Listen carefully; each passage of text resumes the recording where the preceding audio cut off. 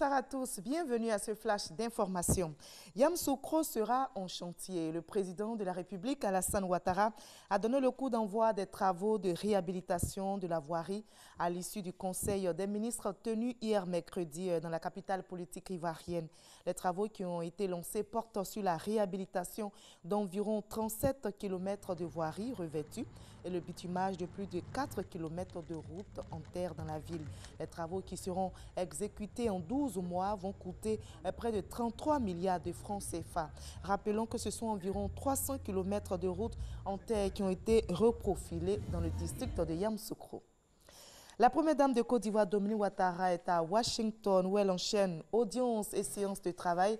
La première dame ivoirienne présente les acquis et les initiatives menées par la Côte d'Ivoire contre le phénomène du travail des enfants dans le secteur du cacao. Aujourd'hui, elle a pris part à une importante table ronde, comme nous l'explique Alexis Ouedraogo.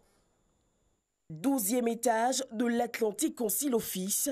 La première dame de Côte d'Ivoire, Dominique Ouattara, prend part à une table ronde sur la problématique de la lutte contre les pires formes de travail des enfants en Côte d'Ivoire.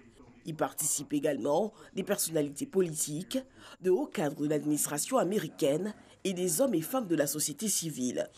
Selon les études conduites par le secrétariat américain du travail, 85% des enfants impliqués dans la cacaoculture vont à l'école, vivent avec leurs parents et vont occasionnellement au champ avec eux en dehors des heures de cours. L'ONG Vérité et Walk Free Foundation estime le nombre d'enfants victimes de travail forcé dans la production de cacao à 0,17%. Des chiffres qui engagent toutefois à l'action. La Côte d'Ivoire reste déterminée à apporter des réponses appropriées. Since 2011, the National Oversight Committee, which I share, and the Interministerial Committee have carried out actions to curb child labor. Depuis 2012, nous avons implanté 3 plans nationaux successifs pour combattre le travail des enfants en Côte d'Ivoire.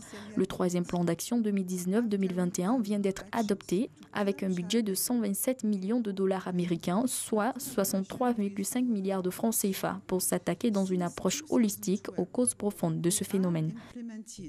La première dame Dominique Ouattara plaide pour la levée de la menace d'embargo des États-Unis sur le cacao ivoirien. Une menace qui, loin de freiner le travail des enfants, ruinerait tous les efforts consentis. Un plaidoyer, bien entendu. Ici en Côte d'Ivoire, la Fédération des syndicats de la Direction générale des impôts suspend son mot d'ordre de grève et appelle tous les agents à la reprise du travail dès demain vendredi à 7h30. Cet appel lancé est le fruit des discussions menées avec la Direction générale du Trésor, le ministre du Budget du portefeuille de l'État ainsi que le ministre de la Fonction publique. La Fédération avait entamé ce mercredi une grève de 3 jours sur le territoire pour revendiquer, entre autres, le déblocage des nominations et l'amélioration des conditions de travail. Dimokro prépare l'arrivée du président de la République Alassane Ouattara dans le Nzi. Le programme d'entretien routier facilite l'accès à la localité. C'est une ville accessible qui lui confère de nombreuses opportunités. Et cela s'explique par la qualité de la route par laquelle on y accède via Tumodi. Pour cette période de visite, cette route présente un visage propre qui garantit aux automobilistes et usagers sécurité. On en reparlera dans l'édition de 20h ce soir. À l'étranger, l'ex-président tunisien Ben Ali est décédé ce jeudi en Arabie Saoudite où il vivait en exil depuis sa chute en 2011. Sa famille désire qu'il soit inhumé à Jeddah où il résidait donc depuis le début de son exil.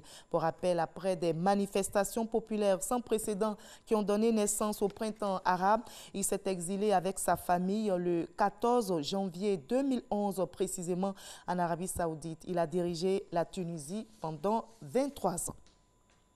36 heures après les législatives de mardi qui ont laissé le pays sans majorité claire, le Premier ministre israélien sortant a invité Benny Gantz à une rencontre pour discuter de la formation d'un gouvernement d'union nationale. Un appel à un gouvernement de même nature qu'a également lancé de son côté Benny Gantz avant une réunion des cadres de son parti bleu ce jeudi. Mais le parti bleu-blanc a rapidement rejeté la proposition de Benjamin Netanyahu. Et on va terminer notre périple en France.